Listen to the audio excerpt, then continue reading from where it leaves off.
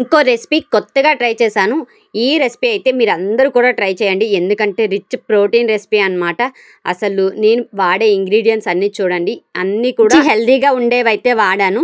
చూస్తున్నారు కదా! ఫస్ట్ అయితే కాబోలి బఠానీ అండి. ఇవన్నీ కూడా ఓవర్ నైట్ అయితే సోక్ చేసేసుకొని ఇంకైతే వాటినైతే మనం వడకట్టుకొని కాసేపు ఇంకా కాటన్ క్లాత్ ఉంటుంది కదా! కాటన్ క్లాత్ పైన వేసి బాగా తుడుచుకొని అది బాగా డ్రై అయిన తర్వాత మనమైతే ఆయిల్ అయితే డీప్ ఫ్రై చేసుకోవాలి. కాబోలి బఠానీ ఫ్రై చేసుకునేటప్పుడు మాత్రం చాలా జాగ్రత్తగా ఫ్రై చేసుకోవాలి. చూసారు కదా! ఆల్రెడీ నాదైతే మొత్తం పేలిపోయింది. ఒక 2-3 పేలు అయ్యి దానివల్ల మొత్తం ఆయిల్ అయితే స్ప్రెడ్ అయిపోయింది.